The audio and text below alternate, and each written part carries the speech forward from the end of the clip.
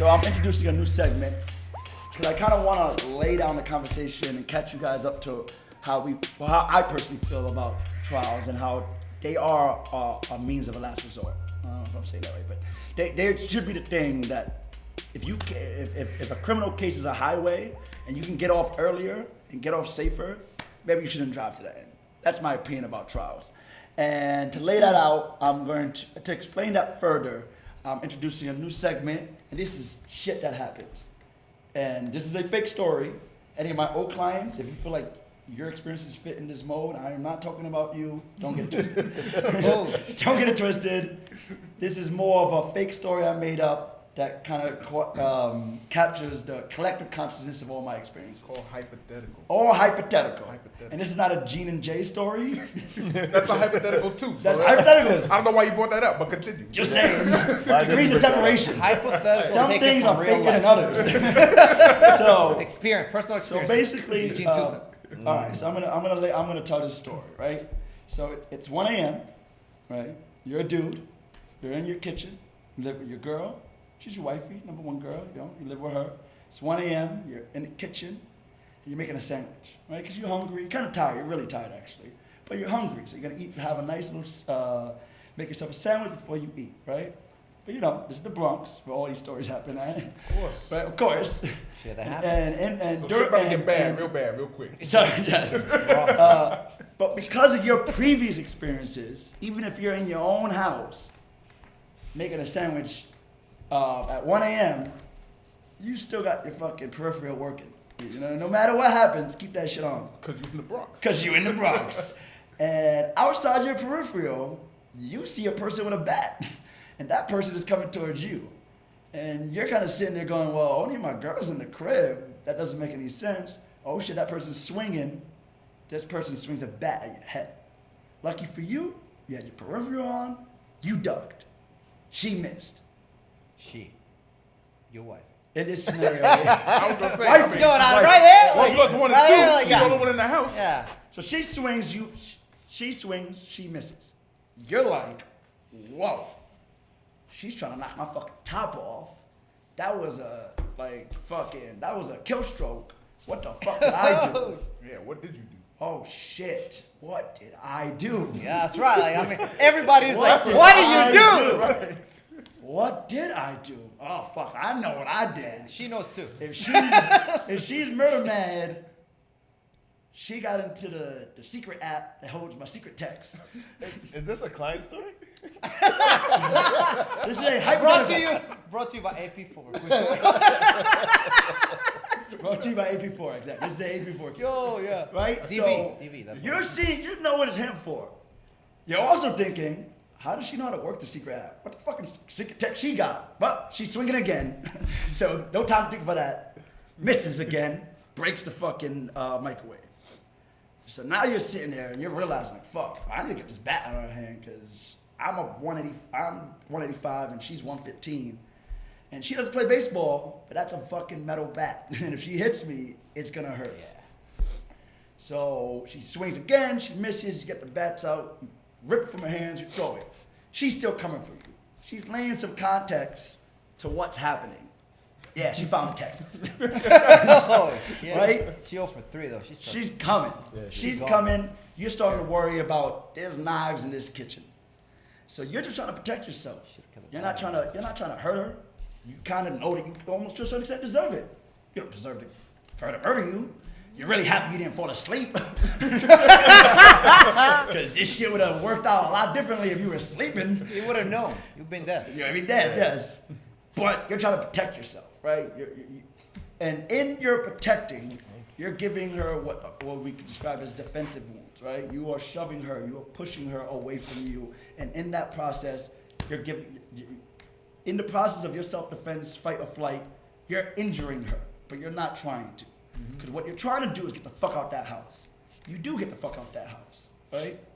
You're out the house, you're stressed, she just tried to kill you. You know she just tried to kill you, but she's your wifey.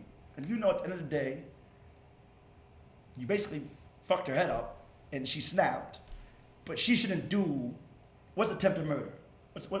Felipe, What you you the mean? guess. What's attempted murder? What? 5 to 25. I mean, it's a B. It's a B felony. what? Yeah. Be violent, right? Be violent, yeah. So you call the cops. You're gonna put a person you love into a lot of shit, right? Assuming people who cheat on their girls still love them, right? You know what I'm trying to say, right? I mean, Stay on track, bro. I'm trying to. that's fine. You know what? Don't worry about it.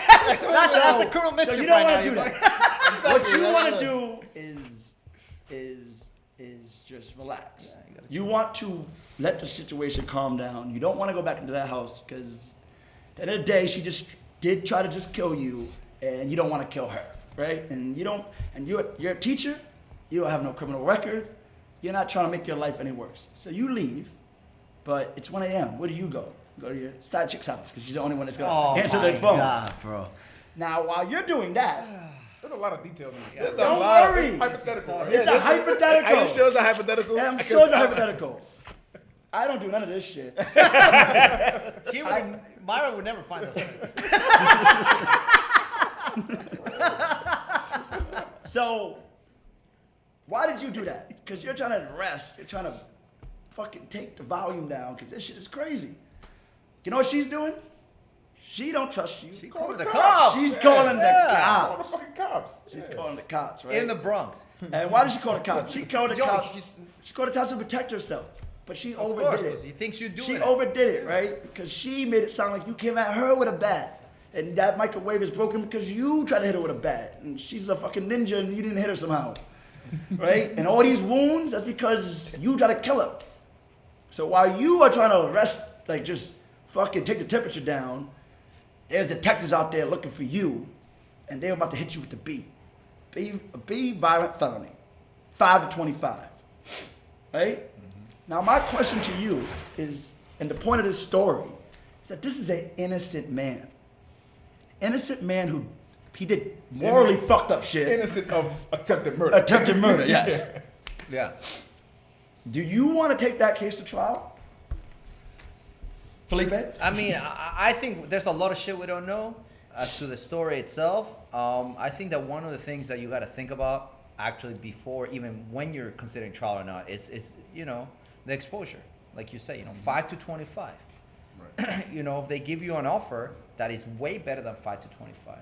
I mean, and mind you, I don't know all the things that went through, you know, during this investigation. Maybe the cop did something wrong. Maybe she said something one day, she said something a different way.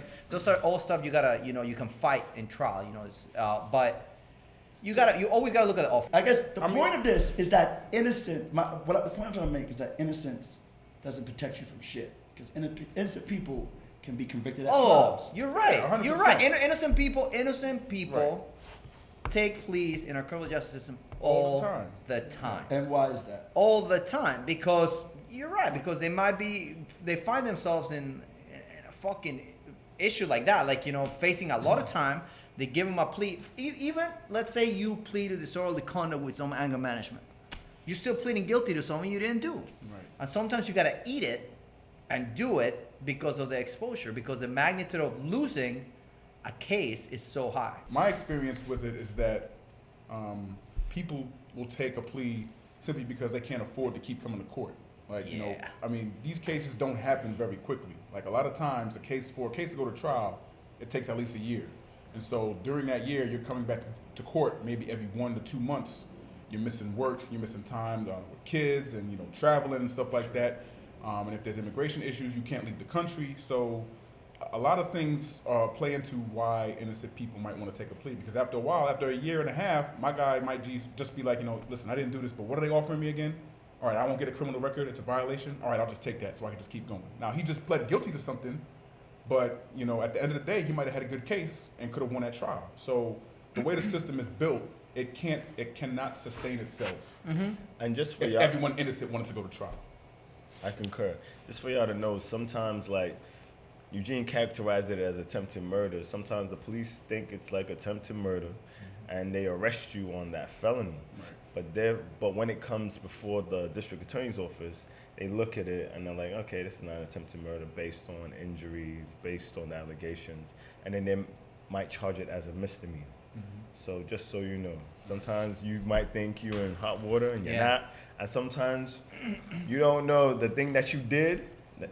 They are felonies, and it's crazy. And it happens all the time. Right? Yeah. Like, The the arrest arrest charges charges are is always completely high, different than what yeah. you get in the complaint report. Yeah, I like to sprinkle a little exaggeration on all my stories. I mean, look, What's that? What's but that? you know what? But you know what? Like that story, it you know, in essence, It could will happen. because That's you- exactly how it because could happen. I'm sure it what has what determines the charge, right? Right. The Just- DA just- determines the charge. The DA Right. determines. So let's say in that story you get a DA that you know it's like, oh no, like this is definitely not attempted murder. Okay, it's a misdemeanor, boom. But what if you get another one that says, okay, this is worth that? Yeah. Then Well, you're I a mean, completely different animal. If you It's a have completely a different case. prosecutor who thinks you missed at a bat swing to someone's head, they can if they think that's what happened, they can call that whatever the fuck they Yeah, want. but that's what I mean. I mean, it Attempted just assault depends on the one, DA. attempted murder. And like you know something. what? The one thing, and I know this trial episode is good, and what Ever said is excellent because when I started working, there were not enough trial parts to go around, and people's first trials are felony trials. Oh. Right now, what we see is different. But my first trial was a felony trial. I didn't know how to trial a case. I didn't know that. Yeah. Damn. Did you My tell your first trial client was a that? felony trial. Did you tell your client this is You your first can't trial? tell you can't tell your client. I mean, my client actually never asked me. My client actually never asked me. You tell your clients that? My client actually never asked me if it was my first trial or not. Oh yeah. Never. But you have a supervisor. I had my supervisor. Yeah, Yeah, so- I had the person who taught me next to me. Yeah. So And we're- I went in and I did my thing. But that goes to show you that if you want to be a trial attorney, it's not going to be like a little staircase. You do this and you do that. No, like you might be thrown out there, do your thing, and you gotta be ready for that. So the